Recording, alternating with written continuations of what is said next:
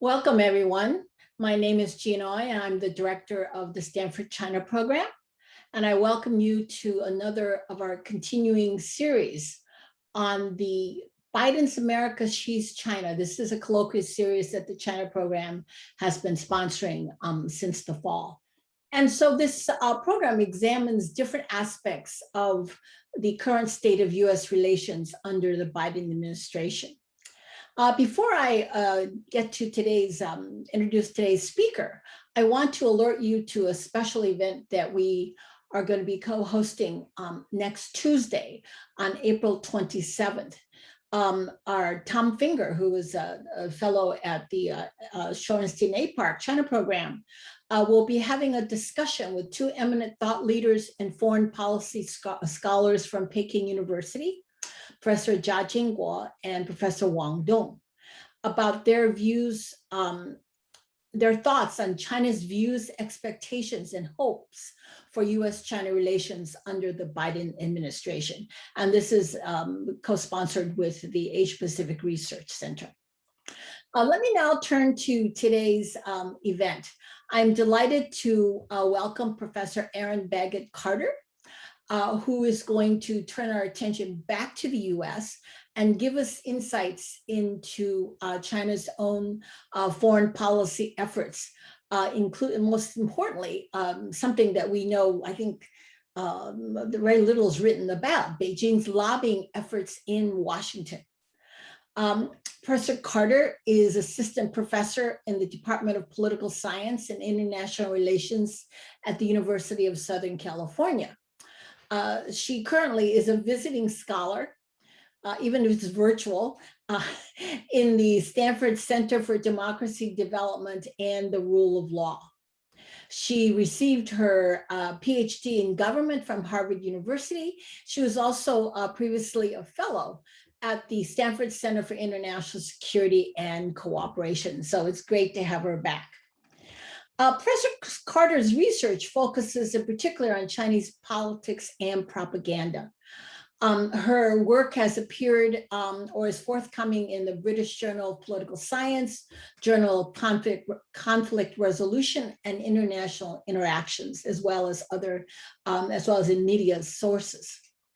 And she has a book coming out with Cambridge University Press. It's a co-authored work on autocratic propaganda under autocracy. I think the title is still in process, but sounds like an amazing work that's based on a data set of 8 million articles in Arabic, Chinese, English, French, Russian, and Spanish, drawn from various state-run newspapers in nearly 70 countries. But today, she's going to be talking from her own single-authored work. And the working title of that is Changing Each Other, US-China Relations under the Shadow of Domestic Politics. And the talk she's giving today is going to be, is one of the chapters from this book. So I'm just delighted to hear what happens when Beijing goes to Washington. So Erin, please, to you. Fantastic. Thank you so much for that kind introduction and for having me. It's a real pleasure to be here presenting this chapter from this ongoing book project, which is I'm really excited to get your feedback on and to hear your reactions as well. So let me share my screen here. Okay, fantastic. So today I want to share with you a chapter from this book project about how Chinese government lobbying affects politics in the United States, as well as media coverage of China. This is drawn from a broader book project that argues most broadly that diplomacy is very effective in US-China relations in building trust and cooperations. We don't have an inherent security dilemma to fear, but rather we have to pay attention to the sources of conflict that come out of the domestic politics of each country. In China, elite financial issues compel diversionary aggression. In the United States, congressional politics compels a lot of China bashing. The two sides know this, these sort of inherent flaws of each other's political systems, and they respond to that by trying to change those systems.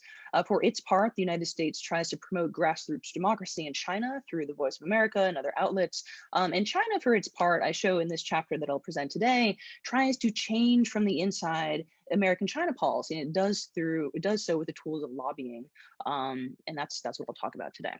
So the research question for this book project um, is relatively straightforward. What explains the patterns of Chinese government lobbying in the United States, and what is the effect of those lobbying efforts on two outcomes? So first, congressional policy towards China, and second, private coverage of China in private media outlets in the United States.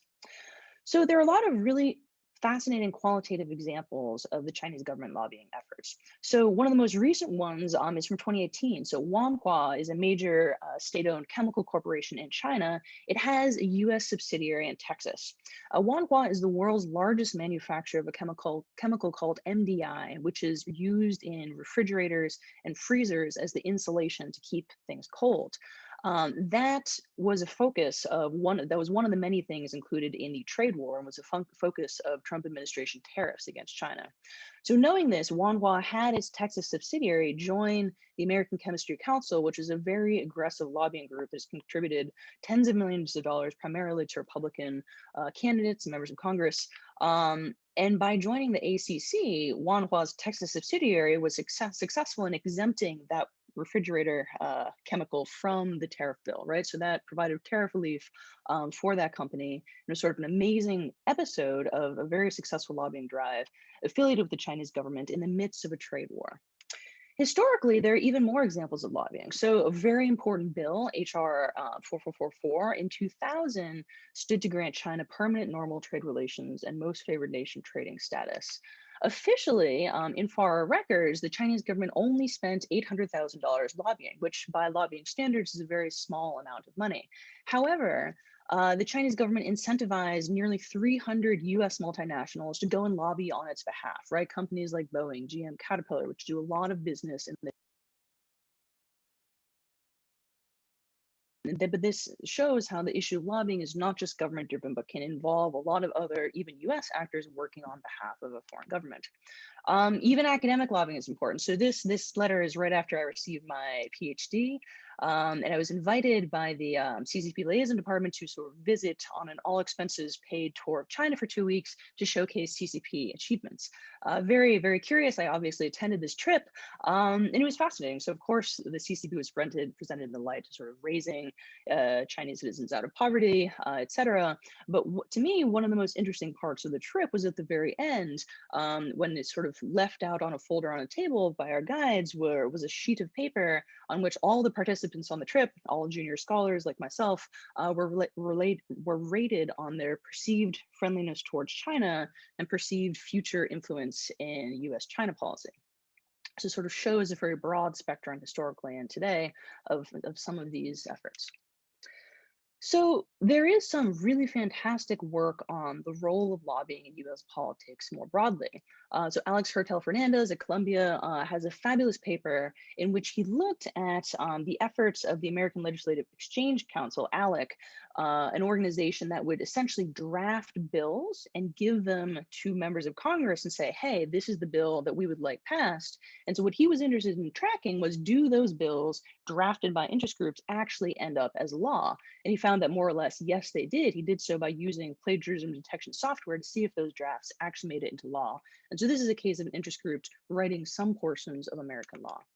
Hayoung Yo has fabulous work on lobbying as well, and she finds, or concludes rather, that lobbying is one of the most important activities that influences U.S. policy. A other distinguished group of scholars asks, why is there so little money in American politics if indeed we know it's so effective? So the question that motivates this chapter is really, since we know from a lot of really fantastic work, there's a huge impact of corporate lobbying in American political outcomes, does lobbying by foreign governments have similar effects? So to answer this question, I first turned towards the Foreign Agents Registration Act database. So this is a database that's maintained by the Department of Justice. FARA was a law that was passed in 1938.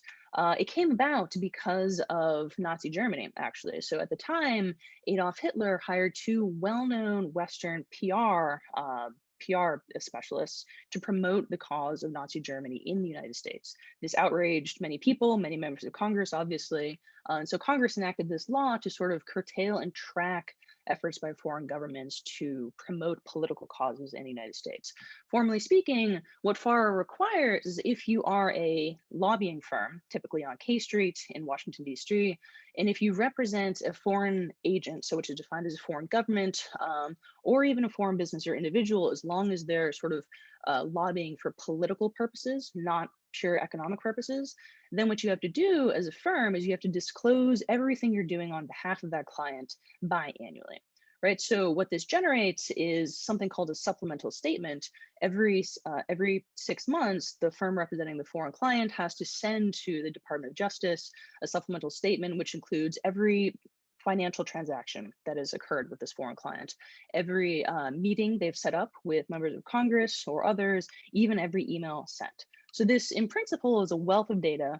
In practice, it's sort of hard to maintain these PDF documents. So DOJ maintains a website where all these PDFs are kept, more or less. This has been an ongoing project at USC, my co-PI, and I have been sort of having a lot of USC's finest undergraduates as RAs recording this data. A lot of these forms are actually handwritten, which makes the data difficult to work with. So we're around a third done with all countries registered in FARA since 2000. For this project, I'm 100% done with China since 2000. So this is essentially a data set of 10,000 individual lobbying efforts undertaken on behalf of the Chinese government by American lobbying firms. So these are emails sent, meetings arranged, donations, campaign contributions in some senses. So this is sort of a broad picture of all the essentially the best data that we have on what the Chinese government is actually lobbying for in the United States. So let me first show you some descriptive data about Chinese lobbying. So here I visualize all of the CCP's lobbying activities since the early 2000s. And what you can see is that this is color coded. So before Xi Jinping takes power, the dotted line gives you that, Chinese lobbying was actually rather typical when compared to other countries. It focused primarily on economic affairs, so securing access for Chinese companies in the American market, that sort of thing, sort of heading off sort of anti-dumping bills or sort of US policies that might hurt Chinese firms trying to operate in the United States. And political lobbying as well, that pattern was very typical if you look at China in the context of other countries. Since Xi Jinping took power, there's been a really important change in Chinese lobbying towards a pivot to something I like to call soft lobbying. So you can see in orange and pink, there's the rise of media and cultural lobbying. So that's outreach to US media outlets, cultural, that's lumped together, primarily think tanks, some academia, mostly think tank related lobbying. So this trend is even more distinctive if you look not at the number of lobbying activities undertaken, but rather the expenditures. So you see a massive growth of media lobbying. So in particular, this raises the question of what is the CCP getting out of these media lobbying efforts? Is something I'll turn to in the end of this presentation. So another interesting way to visualize this descriptively is to look at who gets targeted. So this morning I was listening to some Foreign Relations Committee debate or hearing on the proposed bill about Chinese government influence. What's interesting is that a lot of the senators speaking are themselves major targets of Chinese government lobbying. So here you can see this gives you the top congressional targets of Chinese government lobbying by the number of lobbying attempts. And so as someone who grew up in Maine, I was interested to see Susan Collins as the #1 target, but that actually makes sense insofar as she's often a swing Republican who sort of is a decisive factor. You see also a lot of important committee chairs. So you see Senator Risch, head of the Foreign Relations Committee, who himself, as I was very interested to learn this in qualitative interviews in DC, among the top 5 newspapers that he reads daily is the China Daily, which is a Chinese government publication. So what you see really is that you see a lot of influential senators here who are committee chairs or politically influential gatekeepers are some of the main targets of lobbying across the aisle. Really, you see Democrats and Republicans here, but you do see a focus on people who are more powerful in Congress. So what is this about? To answer that in a qualitative sense, I look at the some of the testimony and statements by BLJ, which is one of the leading firms that represents the Chinese government. On their website, BLJ promises influence to deliver. an unmatched network of high-level contacts, which allows access to opinion formers and decision makers. The head of BLJ Worldwide, before sort of representing some of the world's most repressive governments, he had a early career as a writer of a bestseller novel about the Beatles, sort of an interesting career change. But what he promises clients was in a disclosure form. So BLJ, in its disclosure to the FAR archive, wrote that what it was trying to do on behalf of the Chinese government was to develop and foster a community of like-minded experts on US-China relations. So this pivot towards soft lobbying is really about shaping the climate of opinion about China, particularly amongst influential speakers in DC. Public image. So to test the effect of these lobbying efforts, I turned to data from Congress, right? So what I gathered through a technique known as scraping to gather all the bills about China from the early 1970s to, this has been updated to today, that's roughly 400,000 bills in total, around 3,000 of which contain the word China. That's sort of the filter I focus on at this point. And of those 3,000 bills, I hand coded them all to sort of assess whether they were hostile towards Chinese interests. Hostile bills are typically criticizing Chinese economic practices, currency manipulation, human rights issues, military expansionism, and some are pro-China as well. So, excuse me, so 602 are pro-China. So that's sort of promoting cooperation between the United States and China, facilitating cultural or scientific exchanges, facilitating economic deals. The rest are either neutral or hostile.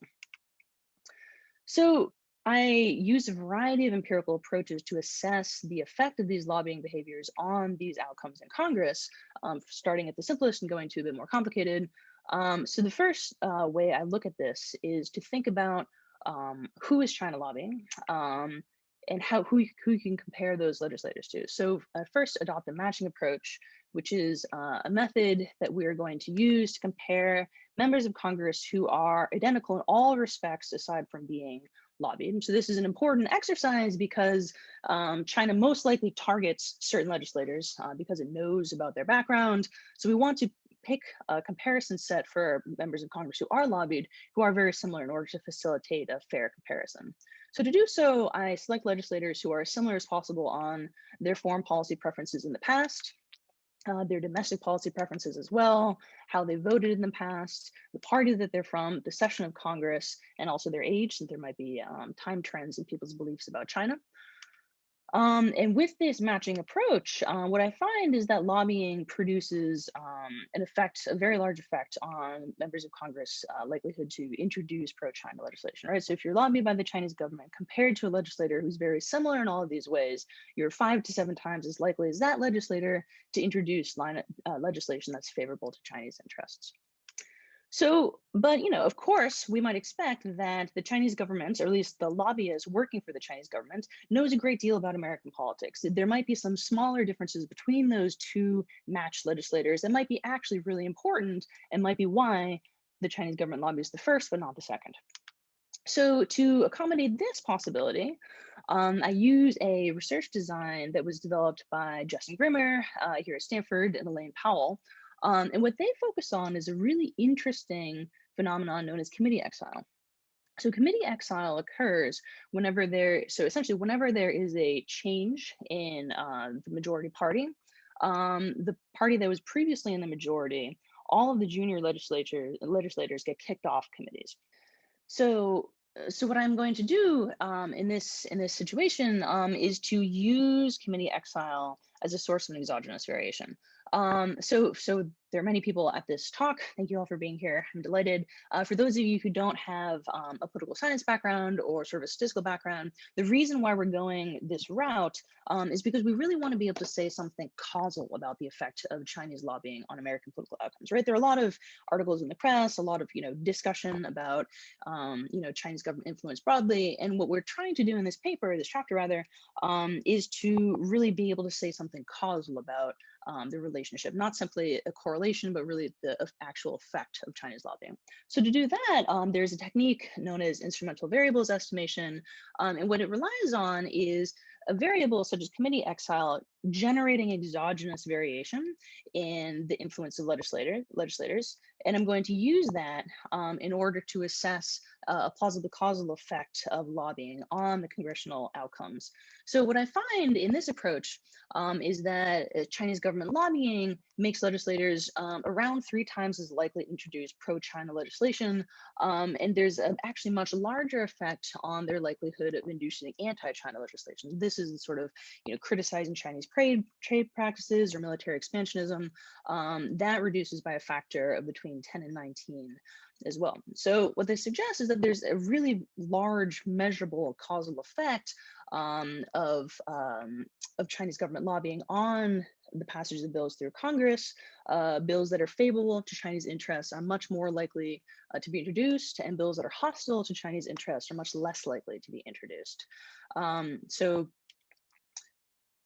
this is something similar to what the literature on American corporate lobbying finds, suggesting that lobbying by foreign governments is similarly effective in shaping the passage of bills through Congress. So the next topic I investigate in this chapter is the effect of media trips. So we saw from the descriptive data that there's a huge amount of Chinese lobbying activity that's devoted to media outreach. One form of those trips are sponsored trips. So essentially, the Chinese government undertakes many activities designed to sort of shape media in the United States. You might know the very well-known insert that appears, sort of the China News insert that appears in many that sort of is a paid ad that appears in many American major news outlets, but in fact is sort of presenting information in a very it looks very objective, but in fact is an ad insert. Another thing the Chinese government does is to invite selected American journalists to visit China, sort of an all expenses paid trip, typically, much like the one that I went on right after I got my PhD, but of course designed for journalists. So this shows you the frequency with which different media outlets send journalists on these trips. And what's really interesting to me from this figure is that, of course, you see the major outlets, right? Things that shape media coverage in the US, NPR, Bloomberg, LA Times, New Yorker, etc. But you also see a lot of regional outlets, right? San Francisco Chronicle, Baltimore Sun. So what's really interesting to me about this plot is that it really shows that these media trips are targeted to a broad segment of American media outlets, the sort of, flagship outlets, but also regional ones as well. The first thing that's really interesting about these trips is their timing. So coding all the trips that were sort of logged into the FAR database, the first thing that jumps out is that a lot of them cluster around this event. So every March, the CCP hosts the National People's Congress, which is the meeting of what Howard Truex has helpfully described as China's rubber stamp parliament. And this is a parliament that's not binding, of course, on Chinese political outcomes, but is rather sort of reflects the will of the CCP and most importantly, Xi Jinping. What's interesting is that, so this in the right-hand side of the screen, you can see a fellow Colin Lineweber. He was previously a sports journalist in Chicago, but then Xinhua hired him as an international correspondent. And often in March, he sort of is featured on China's YouTube or state-run YouTube channels and other outlets, talking about the practice of democracy in China, presenting the CCP as very democratic. In this instance, you can see this strategic goal is reflected also in these media trips, right? To sort of invite Western journalists to China and sort of have them cover China as possibly more democratic or possibly more favorably when this important session is going on, during which the CCP very much does not want to be characterized as anti-democratic abroad. The second main time for the trips is in late May, right? So this is right before the June 4th Tiananmen anniversary, when in 1989, the government massacred around 2,000 Chinese citizens. And the goal here, one might imagine, is to prevent the sort of typically very negative coverage of CCP human rights practices right before the Tiananmen anniversary. So the first thing that emerges that's really interesting from the FAR archives is the timing of these trips. Now, to measure their effects, I am going to take a computational approach based on the coverage of outlets that participated in the trip compared to those that didn't. So in particular, I gathered sort of from the FAR archives, the full list of the outlets that participated on the trip. And as a comparison set, I gathered coverage of outlets that did not participate on that trip, but rather had participated on a trip at some other point in time. So that sort of gives you outlets that are comparable in their stance to China. So to assess how coverage changes in these two groups, I'm going to use tools from computational social science to track various types of coverage before and after the trip. So to do so, I tracked every reference to China in the articles that in trips and outlets that participated and those that didn't, and I measure how positive or negative the discussion of China is in these outlets. So in particular, I'm going to create a measure of how positive coverage of China was on a given day. So it's simply recording how many positive and negative words appear around China in a given article. I'm also going to use a number of more subtle measures, right? So there are really fantastic dictionaries developed by linguists to measure more subtle concepts in text, how passive or active an entity is, how powerful a country may be, how virtuous it may be as well. So the first important finding is that there isn't an obvious shift in coverage right after a trip.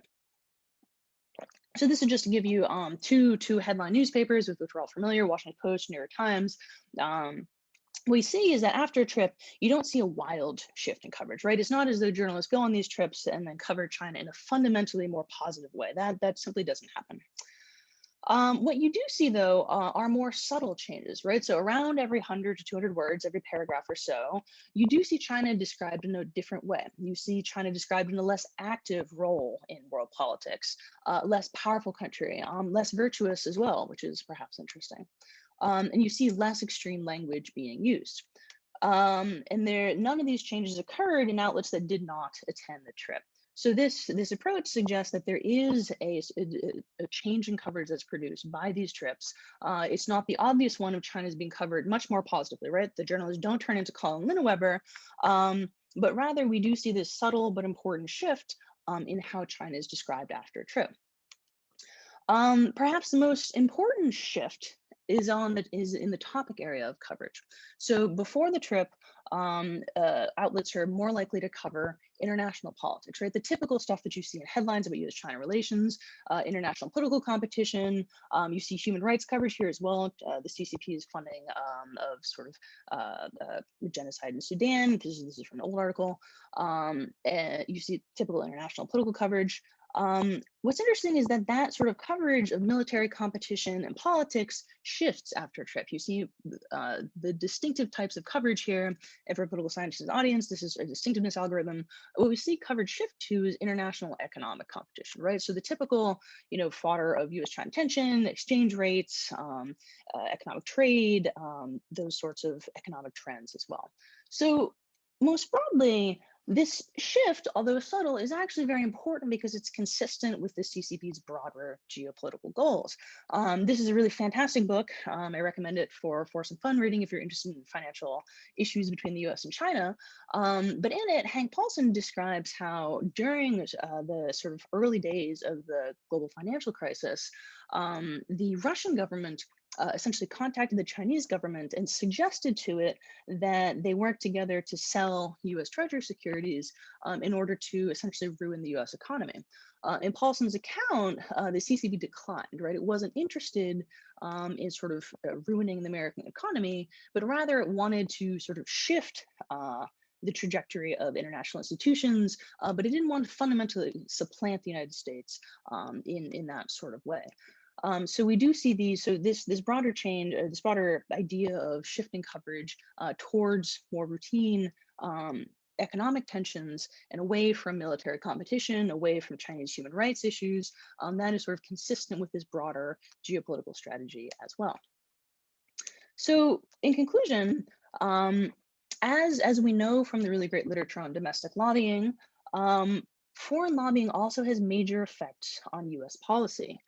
This sort of media lobbying that we see yields subtle shifts that further the CCP's geopolitical goals.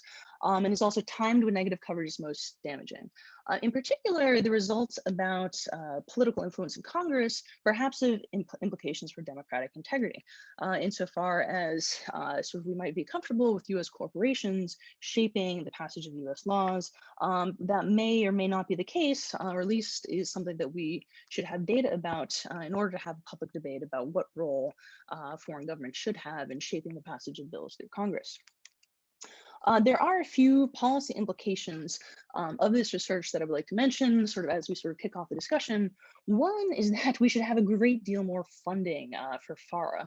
In particular, when I went to DC and visited the FARA archives, there are fewer than 10 staffers dedicated to identifying and making sure that foreign agents register in the US. So that's important as well. Although this chapter focuses on China, we have a bigger project collecting data on all countries registered under FARA. And what we find is that there's really systematic variation about what gets disclosed. In particular, the Russian government discloses the least so far that we've identified. That's really important for knowing what is actually going on with foreign governments and how they're affecting US policy as well. There's also a really important difference. There are two lobbying registration systems in the United States. So the first is FARA for foreign governments and political lobbying. The second is something called the Lobbyist Disclosure Act. So that's for foreign businesses, right? It is much less restrictive, and there are many fewer disclosures that are required under LDA as compared to FARA. This is a big loophole if a foreign government can have some sort of subsidiary sort of classified enough as a foreign business without those state ties in order to register under LDA.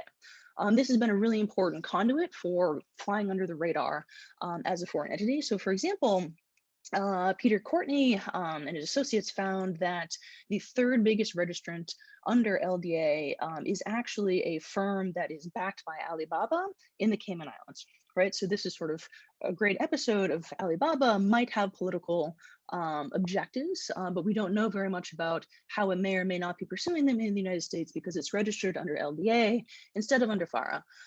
This is very much the case for many Russian entities as well. There's an important Gazprom subsidiary that is the same thing. Oleg Deripaska, when he was seeking sort of a visa, went through LDA as well. So a third important implication is that FARA needs to be updated for the social media era, right? So FARA was passed in 1938, far before the internet came to be. And we know there are sort of a very large and important number of foreign government social media operations. Those don't typically have to be registered under FARA. So if you go to the FARA archive, you will find statements such as sort of contracted to PR firm to undertake social media operations, but you won't have the specific posts, or you won't have a detailed description of what's going on. That would be helpful to know as well. Another important loophole is that FARA should be required, so it should require political lobbyists to disclose all their activities, not just the political ones. So this loophole in particular allows, so you might think that Gazprom has political goals, but it invested sort of $1 billion in Facebook. When it did so, that was not required to be disclosed because that was an economic activity, not a political activity. So a broader picture of what's going on would be helpful as well. Most broadly, this is work in progress. I'm very much looking forward to the discussion here, and thank you again so much for having me. Thank you very much, Erin. This was fascinating talk too. I wonder if you could go back.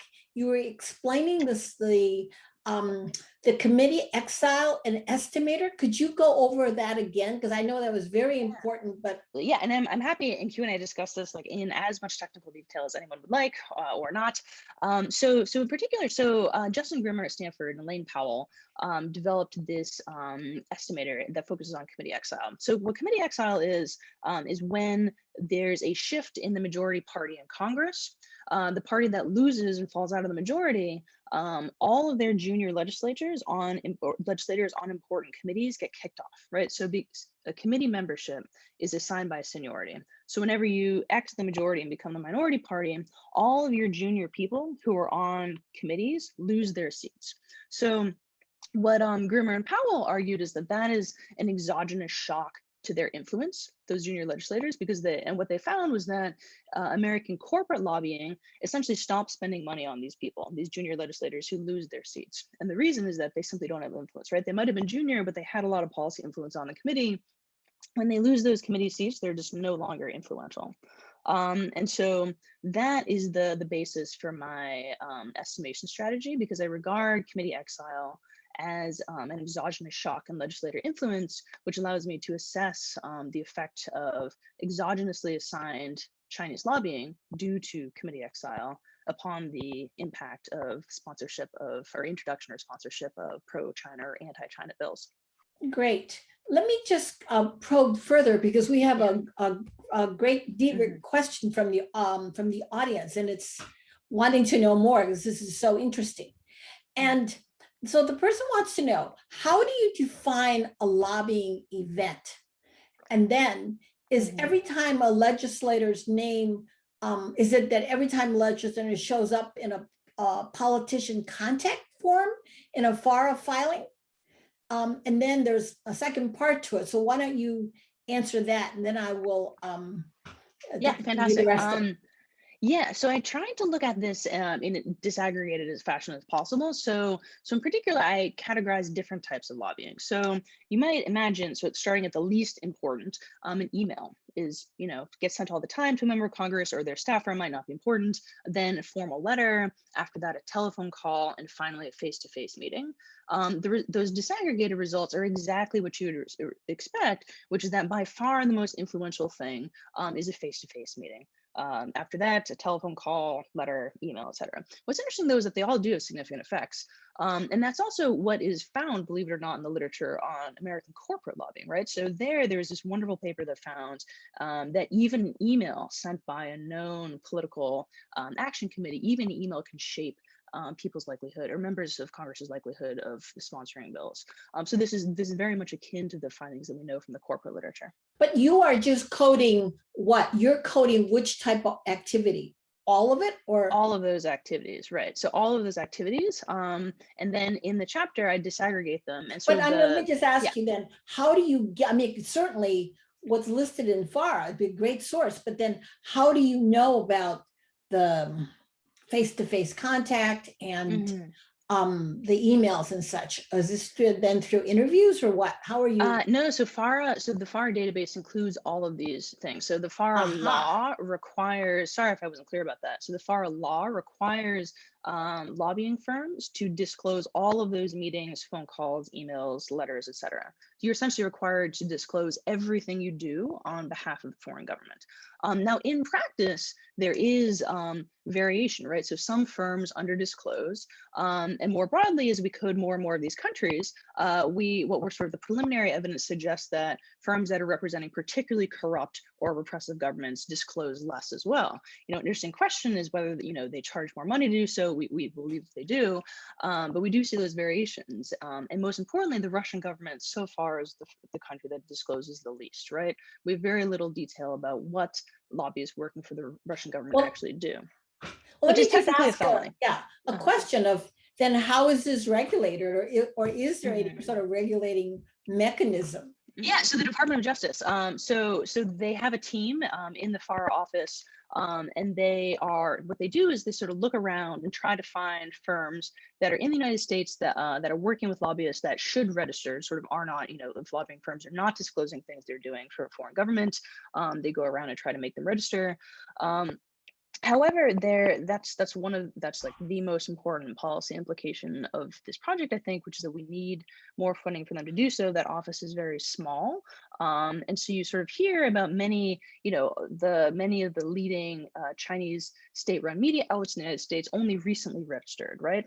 So those sorts of disclosure things are really problematic. Also, there's simply a lot of variation. So I look at the trips that I look at, the media sponsored trips, those are very focused, right? So the Chinese government efforts to shape media discourse about China in the United States are, much broader than that, right? We have those important China Watch inserts. There are all sorts of other activities. I focus on this very narrow activity because it's documented. On this one, I was just going to ask you, because I noticed that, for example, the Washington Post participated in a lot more of those trips than the New York Times. Is that because they were targeted more, or is it that the New York Times did not accept them? Yeah, so that's an interesting question. I was doing a lot of qualitative interviews on this right when the pandemic struck, so I don't have as much interview data as I would like, but I can tell you a little bit about what I have heard so far. So one of the leading reasons that reporters go on these trips is because they're recently assigned to the China beat, and they may not have actually been to China. And they certainly don't want to be reporting on China not having been there. So they jump at the first opportunity they have to go and see China. They expect that they'll be able to identify and discount any spin or sort of editorial that might be present on the trip, although these results suggest that they aren't entirely able to do that. But that's the main reason I've heard so far about why people participate. In terms of declining to participate or participating at certain times, that's something that there isn't a clear answer for in the FAR database, but is something I hope to tease out with future interview work. So, related to what you were just saying, then the media that is targeted, I would have to go back and look more closely. It's hard to see, but could we say that those are, aside from someplace like the Washington Post, that they're likely not to have reporters in China? So most of them, most of them do not have reporters in China. That's true. I think that's actually an interesting way to look at that result, actually, because many, of these headline newspapers do already have foreign correspondents in China. Although I expect that these sorts of trips may be more important over time, with more and more reporters being expelled from China, which is sort of one of the really Right. I was things thinking that's about happened that as lately. well, particularly the New York Times. Exactly.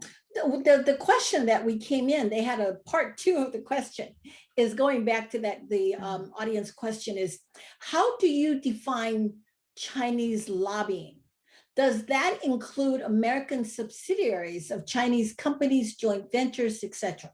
So it does not include those subsidiaries. So those subsidiaries, like Wanhua's Texas Corporation, are typically able to drop into LDA, which is foreign businesses who do not have, or which do not have, political goals.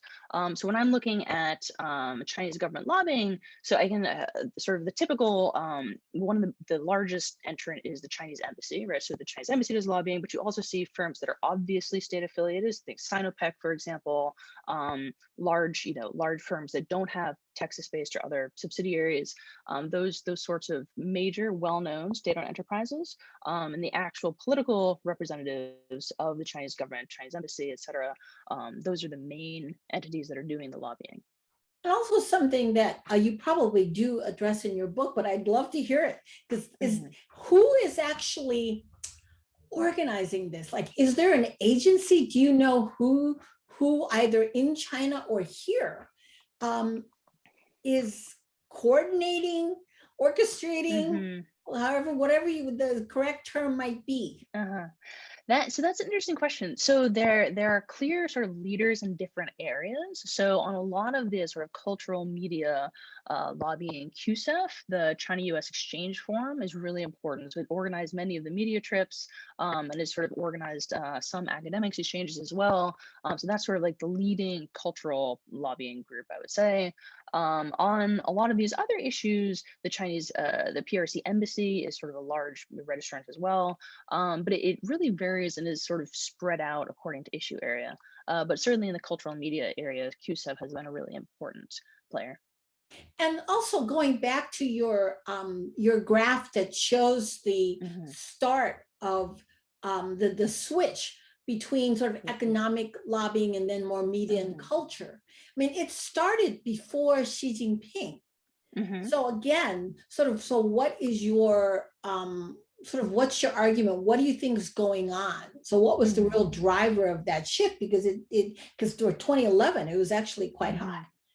Yes, I think that's a really important point. So I think there's so many different issue areas when we sort of attribute a huge amount of change in U.S.-China relations to Xi Jinping, but a lot of that predates him by like 3 to 5 years. Repression in Xinjiang being one of those things.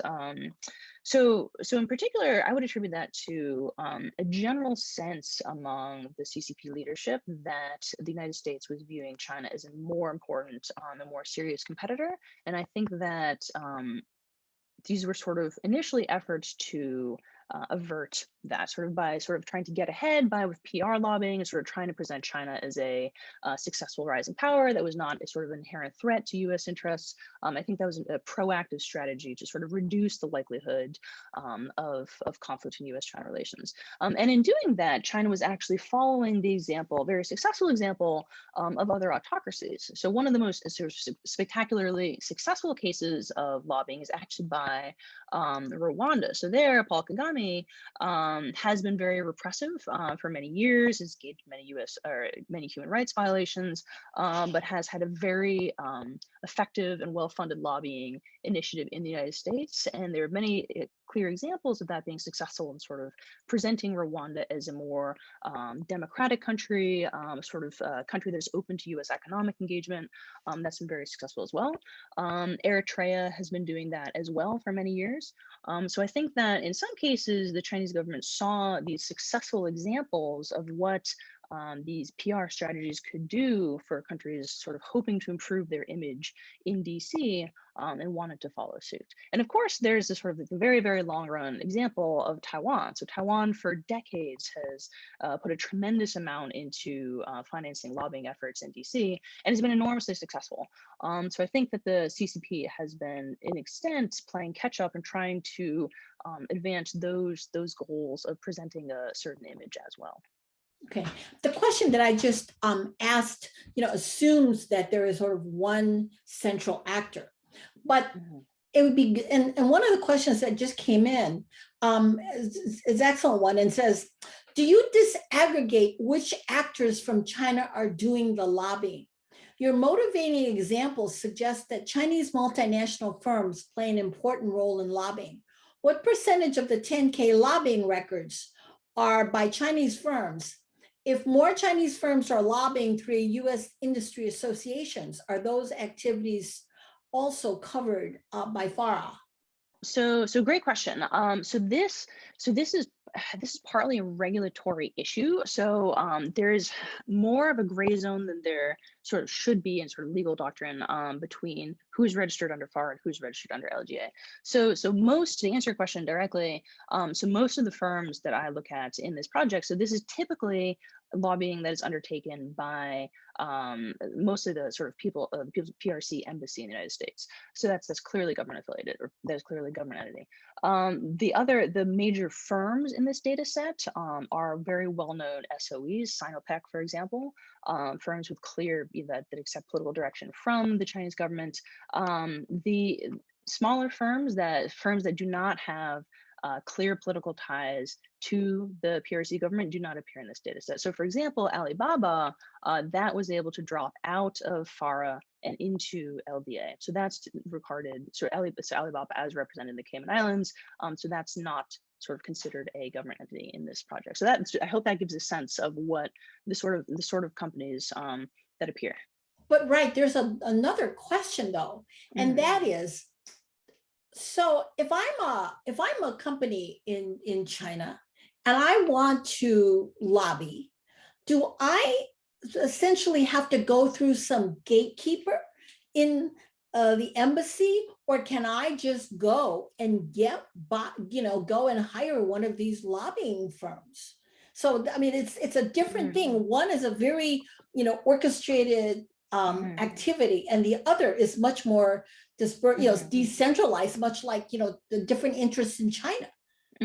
Yeah, exactly. So the 95% of cases can do the second thing you said, right? So if you're just a typical Chinese company, all you would need to do is sort of register under LDA. So if you're a foreign corporation that wants to represent your interests in the United States to sort of secure better trade deals, better access to the market, et cetera, and you want to hire a Washington lobbyist to do so, you would just register under LDA. And there, the disclosure requirements are really not onerous at all. So that's the vast majority of foreign corporations from any country in the United States are sort of, if they're registering, they're doing so under LDA. FARA, the only reason one would be required to register under FARA is if the lobbying that you're doing has political goals. So that's the sort of legal definition that separates the two groups. So are you also using the LDA database? Are you going to be? So that's like a whole, it's that would be difficult data to use, but also not entirely useful data. So LDA, because the disclosure requirements are so low, because these are simply foreign corporations pursuing Mm. typical economic interests in the United States, they don't have very much to disclose. So that might be of interest to economists, but in terms of if you're interested in political outcomes, those companies A wouldn't be in FARA, and B Mhm. just they're doing just typical economic things. Okay. You just mentioned Taiwan, and we have some Mhm. good questions from Tom Gold. And one question is, the Taiwan government has always been very active in lobbying U.S. Mhm. Congress, and since Trump has achieved new heights of support, how is China trying to meet the challenge this poses, especially since Pew polls indicate that popular opinion is very negative towards China now? And there's also a second part to this question, which is, do you also look at the outreach of Chinese diplomats or media Mm. towards US academics, i.e. Chinese consulates, for example, reaching out to scholars focused on China? I Mhm. guess. So yeah, two really good questions.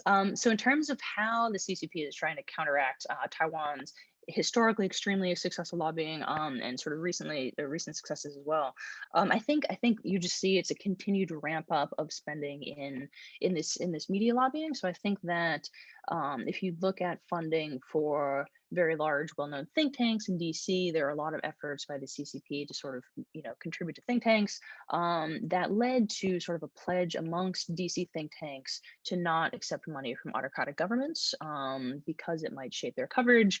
That happened a year or two ago. But I do think China will continue to sort of undertake this approach towards trying to shape, as BLJ said, is simply trying to shape the climate of opinion in DC. And I think that most broadly, when you talk about autocratic propaganda, sort of I define it as sort of media outlets that are external facing, so produced by an autocratic government, and sort of distributed in a democracy, to sort of shape opinions in that democracy about the foreign government. There's a lot of room for persuasion there. So in a related paper, my co-author Brett Carter and I looked at we first characterized RT, which is sort of formerly known as Russia Today, what they talk about when they cover the United States and U.S. foreign policy. And then in a survey, we assessed how that coverage shaped U.S. views. So just an MTurk sample of typical American citizens, and we looked at how RT coverage shaped their thoughts about Russia and the United States. What we found is that RT coverage didn't really have any impact on how people think about Russia. It didn't have any impact on how people thought about sort of trust or democracy in an abstract sense either. There was no sort of chipping away at the idea of democratic institutions that you hear in the press a lot. But we did find really concrete shifts for what people thought that American policy towards Russia should be. So in particular, we saw that so after reading RT, there was a huge decline in Americans' willingness to support the idea of a global liberal order, or sort of support American support for U.S. allies, or to sort of support engagement with the world. So I think so. And what was interesting in that paper, this just came out of security studies. What was interesting was that we tried to also assess the impact of labeling. So one of the big recent DOJ initiatives would be, if only we could get all of these foreign media apparatuses on Twitter to label as foreign government media, excuse me, that might reduce their impact. What we found is that attaching a label, sort of this is Russian government funded media, had no impact on people's willingness to believe it, right?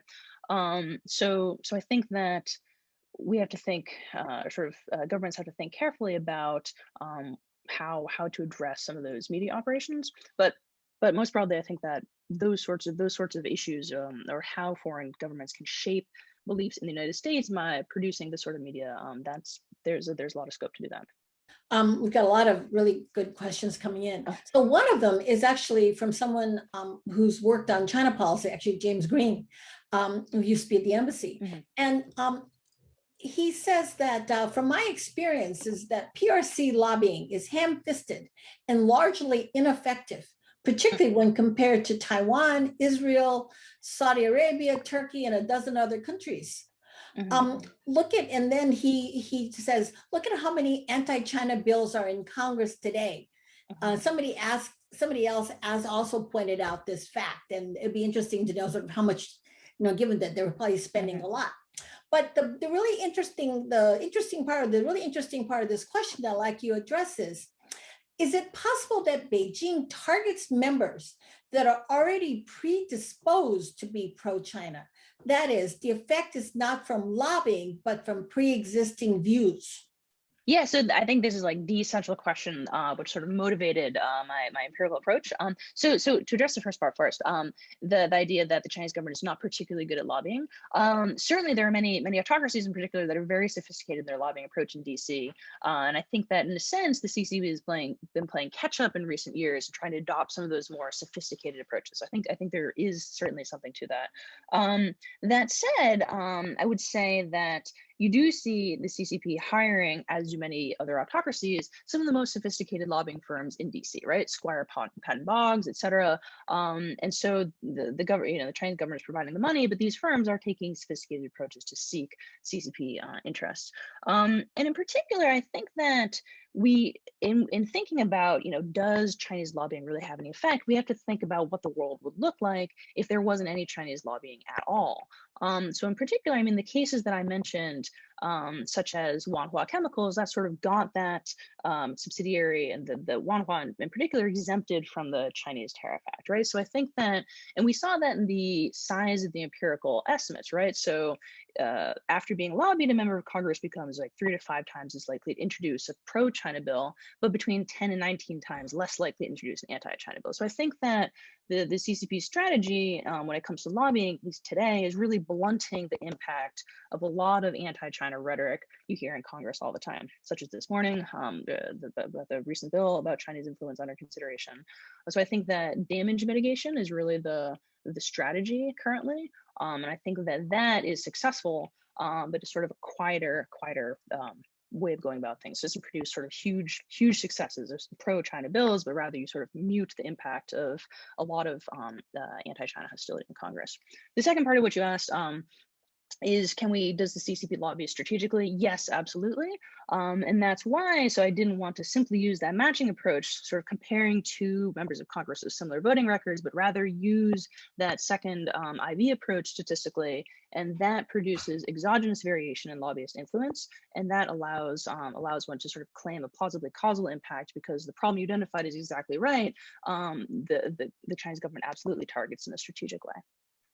There's a lot of questions around this this theme, and this is one from Scott Roselle. He says, "I see that in a recent vote by Congress on a bill about China, it was almost 535 to 0 against China.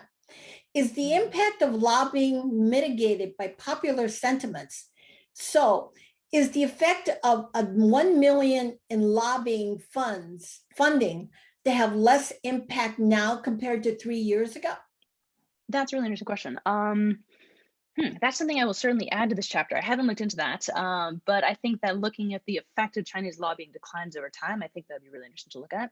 To be honest, my expectation would actually be the reverse. I think that the impact of Chinese government lobbying is increasing over time, and the reason is that the CCP has been hiring better and more sophisticated firms in DC, and they've been spending more money on it as well. So I think that I would expect that the sort of impact is increasing over time, but I think that's a really interesting empirical question that I will certainly look into. Thank you for the suggestion. And also, let me just try to get a little bit, because you also early on mentioned the fact that you could have American corporations that have an interest in the or have links to Chinese companies.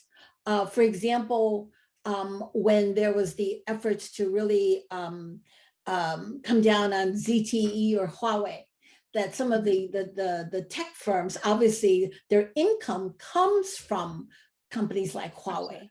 So how do you take that into consideration in terms of trying to figure out sort of how much lobbying there actually is and how effective is it? Yes, that's a great question. So that's a real challenge.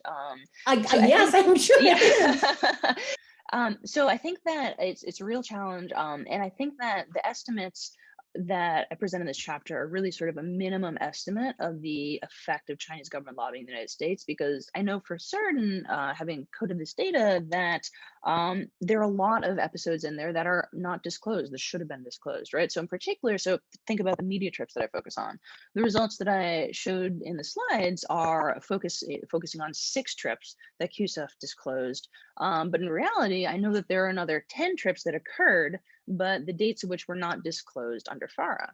And that non-disclosure simply flew under the radar because FARA is understaffed and sort of cannot sort of track all the activities going on of all these different foreign governments registered under FARA to know that sort of thing is happening. So I think that any estimates I have here are sort of a minimum bound. And I think that an important policy implication is sort of getting more registered firms to disclose in a more systematic way, and sort of not to use these PDFs that people can handwrite on. I think that's important. And I do think that is changing. So I think after the recent, FARA being in the news, I think that you do see an increase in how faithfully lobbying firms are disclosing these activities because they're afraid of legal action. But in terms of trying to figure out how much of this might actually, that China itself wouldn't have to do it, because these companies, these US companies or other companies, non-Chinese companies, would lobby. So is there any way that, for example, you could then look for certain periods of time when there's some really crucial issues and you see the Chinese lobbying, but then to see if you change in behavior on the lobbying behavior of these non-Chinese firms that have a stake in the outcome of the Chinese company? That would be really interesting. So in particular, one of the early cases that I gave over MFN status for China in 2000, when the Chinese government got these sort of 300 U.S. multinationals to lobby on its behalf, that typically does not have to be disclosed. So there's a sort of broader spectrum of behavior that it might be quid pro quo. So the Chinese government says, "I'll give you access to the Chinese market if you sort of lobby on my behalf with the White House over this." That we know that happens all the time, but that's not documented. So I think the sort of and these things also get into issues of sort of free speech and what corporations the speech of corporations, and that's something that is very protected in the U.S. political system, normatively speaking. And there's a question that's related that says, could it be possible that the decrease in economic lobbying over time is a product of Chinese firms becoming more savvy and going through LDA rather than in a shift in government strategy under Xi Jinping, or maybe driven by increase in Chinese FDI in the US? So that's a great point as well. Yeah, that's absolutely possible, right? So as more Chinese firms have dropped into LDA, that is something that could have driven that decline in economic lobbying as well. But the growth that we see in media and cultural lobbying, that's something that is clearly coming from the Chinese government. Right. And then we have a question that goes back to something you said regarding Russia, Russia's under disclosure. And the question is, how do you measure under disclosure, distinguish between disclosed values versus actual activities? Yeah, so this is a great question. Near and dear to my heart recently, I've been working on this. So the way that we measure disclosure is we look at density, right? So we have all these PDFs, and we digitize them all, the supplemental statements of what lobbying is occurring every 6 months. And what we did is we take each disclosure firm and we identify the countries that are mentioned in it, and then we focus our analysis to like the passage that's about Russia versus the passage about China or Canada.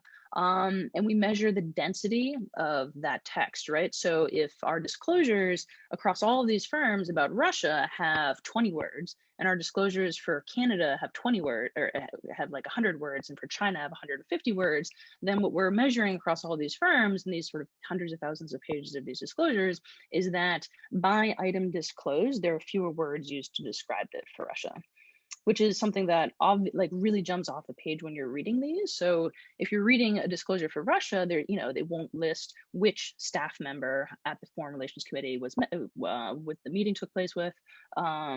It sort of doesn't describe enough detail about what's actually going on. So we're essentially computationally describing how much is getting disclosed per lobbying act, and it's very, very low for Russia.